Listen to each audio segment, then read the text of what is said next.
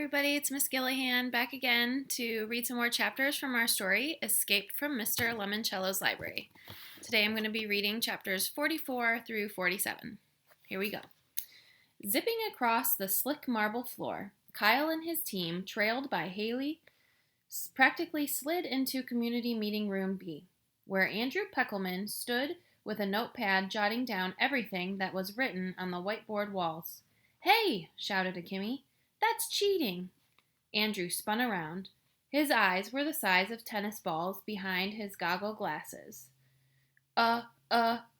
He sputtered. "You guys left the door open." "No, we did not," said Kyle, extremely calm, especially considering how much he wanted to throttle Peckelman. "It locks automatically. I checked." "And I double-checked the door before we went to bed," said Miguel. Kyle was surprised to hear it. "You did?" "You bet, bro. It's what teammates do." They knocked knuckles. "Well, you don't have anything that a stupid list of stupid books and stupid authors and a stupid Bible verse." A verse which boomed Mr. Lemoncello, whose face had just appeared on the video screen wall. "You would do well to memorize, Mr. Peckelman. Thou shalt not steal."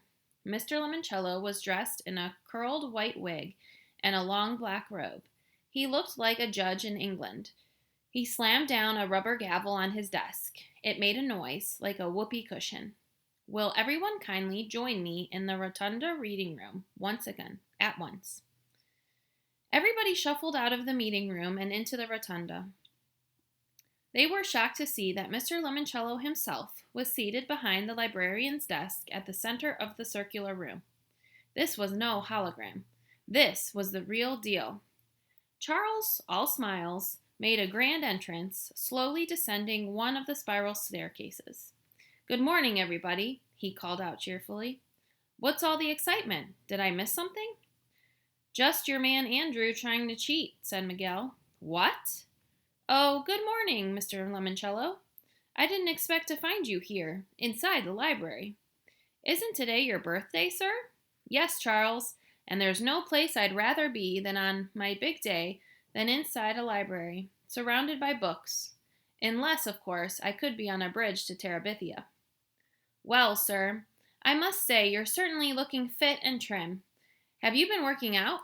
"No, Charles. Today I will be working in." "I beg your pardon?"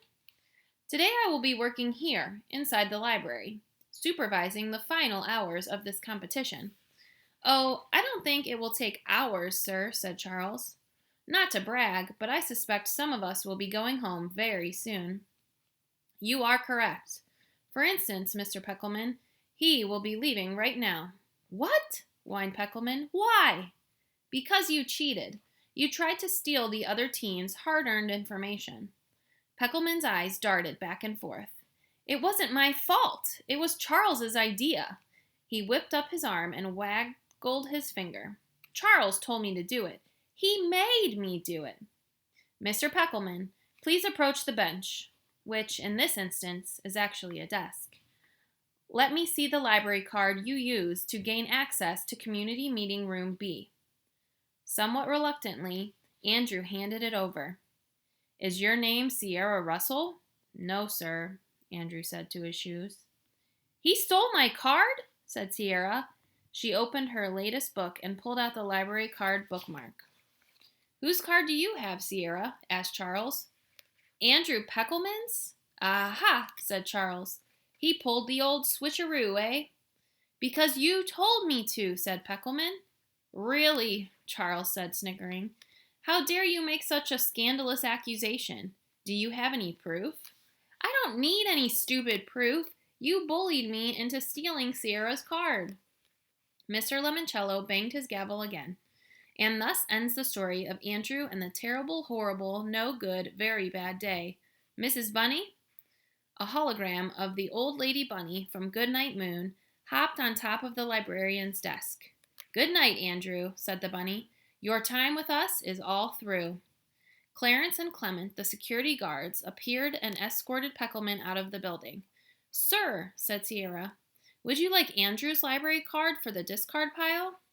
"No, thank you. That card is now property of Team Kyle." Haley Daly raised her hand. Yes, Haley? Kyle saw her shoot a withering glance at Charles. How may I help you, dear? Asked Mr. Lemoncello. Well, sir, if it's okay with you, I'd like to switch sides. I want to join Kyle Keeley's team. Chapter 45. Zap! Said Mr. Lemoncello, waving his arms like a magician. Zip! You're now on Kyle Keeley's team. Haley, said Charles, how can you desert me? The same way you just deserted Andrew. Do we get her library card too? Asked Kyle. Indeed you do, plus any and all information she chooses to share with you. And so, Charles, I ask you, would you like to quit your team and join Kyle's? Excuse me? You know, all for one and one for all. Sir, with all due respect, that may have worked for those three musketeers in a trumped-up work of fashion, but I'm sorry, that is not how things work in the real world. Out here, it's every man for himself. What good is a prize if everyone wins it? I see, but Haley knows all the clues you've collected. True, sir, but I doubt she realizes what any of them mean.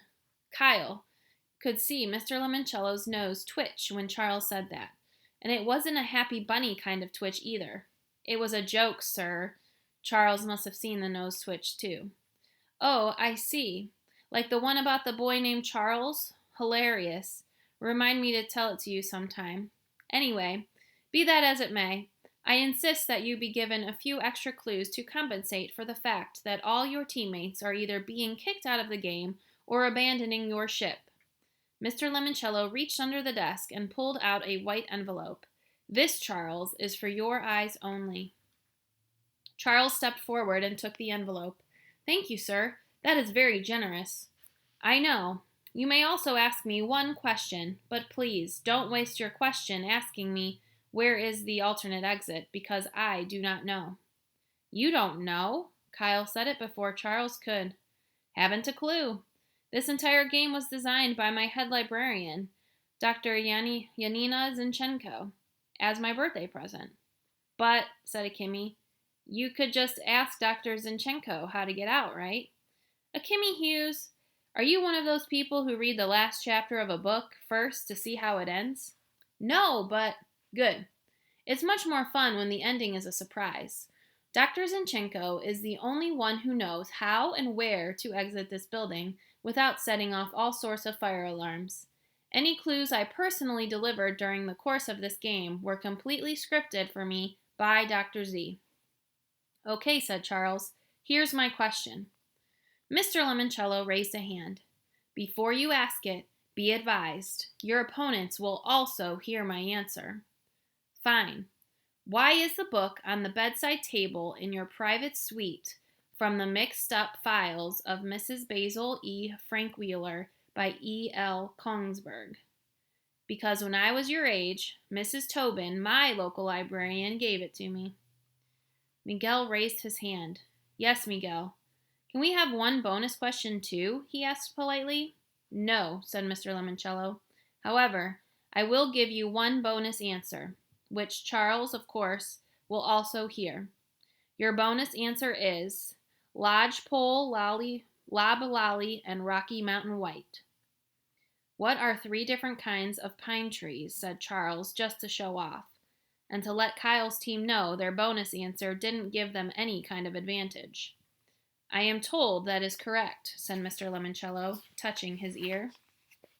He reached under the desk again, and this time pulled up a 3-foot-tall hourglass, a giant version of the red plastic timers that came as standard equipment in a lot of his games. He turned it over. It's the jumbo 3-hour size, he said as the sand started trickling down, because it is now 9 o'clock, and you have only 3 more hours to find your way out of the library. Good luck, and may the best team, or, in Charles's case, the best solo effort win. Chapter 46. Let's see what kind of real bonus clues Mr. Lemoncello is serving up today, Charles said to his empty conference room. He really didn't mind flying solo. It meant he wouldn't have to share his prize when he won it. Winner won all, losers lost all. That was just the way the world rolled, and Charles knew he would win. After all, he was a Chiltington. They never lost. Even if he had wasted his question about the mix-up files book, turned out that Mr. Lemoncello was just a sentimental sap like Kyle Keeley. The book was there because his beloved librarian gave it to the old fool when he was the same age as all the library lock-in contestants. Boo-hoo. Big whoop. And what was all that nonsense about pine trees? Preposterous. Unclasping the sealed envelope, Charles found 2 silhouette cards. Each of them was numbered, in case Charles couldn't figure out which books they would have been hidden in. Number 8, baby plus ED. Babied? Charles wondered. No, crawled. He examined the second free card. Number 2, 3 dinners? 3 couples. A restaurant. This one was difficult. Charles decided to put the 2 new pieces into the puzzle to see if their meanings would become clearer. Charles was missing only one clue, but he had everything else. You can walk out the way, blank, crawled in past restaurant. No, that didn't make sense. In fact, all he was really certain about were the first 2 lines. You can walk out the way. The way what? Past the restaurant? The Book Nook Cafe? And what about the image of the football player? It came from the Johnny Unitas book. Maybe Johnny Unitas, who had played football back when Mr. Lemoncello was Charles's age, had owned a restaurant. Perhaps a popular national chain. If so, there might have been one in Alexandriaville. Maybe right here in the old Gold Leaf Bank building. Could the last bit be in Johnny Unitas's restaurant? Or what if Andrew Peckelman had been right all along, and it was the 19 that was the clue from the football card? That would make the final line in 19. What? Dinners? Couples? No, anniversaries. The 3 couples in the bonus clue were obviously celebrating their anniversaries. 19 anniversaries. Was today the 19th anniversary of some major event in Alexandriaville? Charles shook his head. He knew the phrase would make sense only after he had completed the 3rd line. The only one that still had a blank in it. Blank crawled in. What if the missing image is an eyeball? Then the 3rd line could be I crawled in. Hang on, Charles thought. The one book in the staff picks display case nobody had found yet was True Crime Ohio, the Buckeye State's most notorious brigands, burglars, and bandits, by Claire Taylor Winters. The last image was going to be a criminal of some sort. That one single missing book might tell Charles who had crawled into the bank, and more importantly, where they had crawled in. Was this the 19th anniversary of a famous bank robbery? Charles realized he needed help. It was time to use his Ask an Expert. That made him laugh, because Charles knew the top library expert in all of America, maybe the world, someone much more important than Dr. Yanina Zinchenko.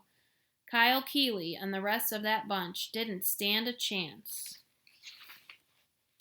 Chapter 47.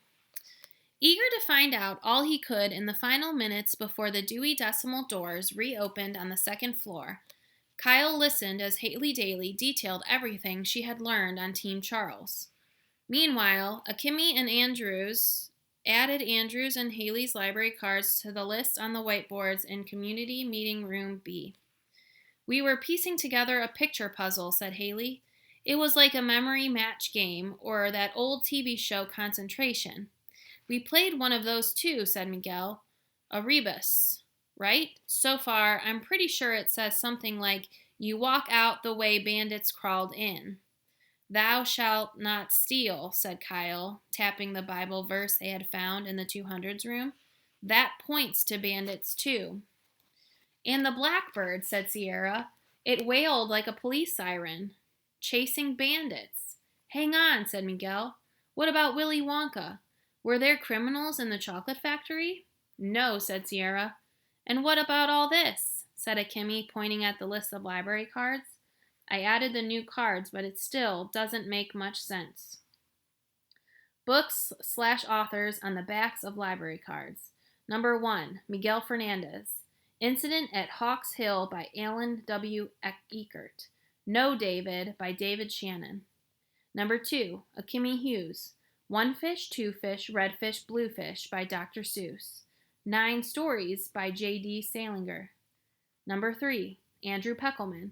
6 Days of the Condor by James Grady. 8 Cousins by Louisa May Alcott. Number 4, Bridget Wage. Tales of a Fourth Grade Nothing by Judy Blume. Harry Potter and the Sorcerer's Stone by J.K. Rowling. Number 5, Sierra Russell. The Egypt Game by Zelfa Ketley Snyder. The Westing Game by Ellen Raskin. Number 6, Yasmin Smith Snyder. Around the World in 80 Days by Jules Verne. The Yak Who Yelled Yuck by Carol Pugliano Martin. Number 7, Sean Keegan. Olivia by Ian Falconer. Unreal by Paul Jennings. Number 8, Haley Daly. Turtle in Paradise by Jennifer L. Holm. A Wrinkle in Time by Madeline L'Engle. Number 9, Rose Vermenti. All of a Kind Family by Sydney Taylor. Seat by Carl Hyson. Number 10, Kayla Corson. Anna to the Infinite Power by Mildred Ames. Where the Sidewalk Ends by Shel Silverman. Number 11, Unknown, Charles Chiltington. Number 12, Kyle Keeley. I Love You, Stinky Face by Lisa McCourt. The Napping House by Audrey Wood. Wow, said Haley, what a mess. Tell me about it, said Akemi. I don't think it's another author title game, said Sierra, like up on the Wonder Dome. Huh? Said Haley. Long story, said Miguel. We'll save it for later. What we need, said Kyle, is some kind of clue to show us how to unscramble this list. Remember what Dr. Zinchenko said when we started the game?